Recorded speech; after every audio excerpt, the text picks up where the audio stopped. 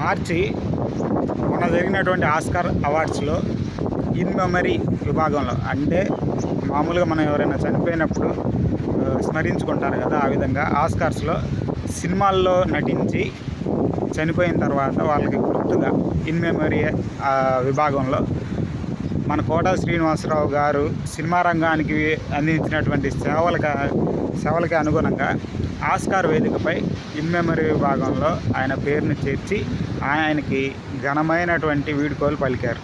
అంతేకాకుండా మన దేశానికి చెందినటువంటి ధర్మేంద్ర గారు బాలీవుడ్ నుంచి, బి సరోజా గారు, ఇంకా ఒక ప్రముఖుల్ని ఆస్కార్లో ఇన్ మెమరీ అంటే సినిమా రంగానికి వాళ్ళు అందించినటువంటి విశేష సేవను గుర్తిస్తూ దాంట్లో కోటా శ్రీనివాసరావు గారి పేరు రావటం అనేది జరిగింది.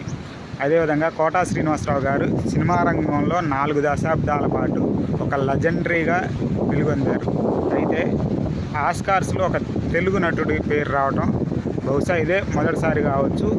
ఈ కేటగిరీ కూడా ఇదే మొదటిసారి దాంట్లో ఉంచి ఉండొచ్చు. అయితే కోటా శ్రీనివాసరావు గారి పేరు ఆస్కార్ వేదికపై రావడం వలన చాలామంది ప్రముఖులు హర్షం వ్యక్తం చేస్తూ ఉన్నారు. ఎందుకంటే ఆస్కార్ అనేది చిన్న వేదిక కాదు. ఆర్ఆర్ఆర్ కానీ, స్లమ్ డాగ్ మిలియనేర్ కానీ, ఈ సినిమాలు అక్కడ వచ్చినప్పుడే భారతీయులందరూ ఎంతో ఆనందపడ్డారు. అదేవిధంగా ఆర్ఆర్ఆర్కి సాంగ్కి కూడా అవార్డు రావటం, అదేవిధంగా ఇప్పుడు కోటా శ్రీనివాసరావు గారి పేరు ఆస్కార్ వేదికపై స్మరించుకోవడం అనేది గొప్ప విషయం.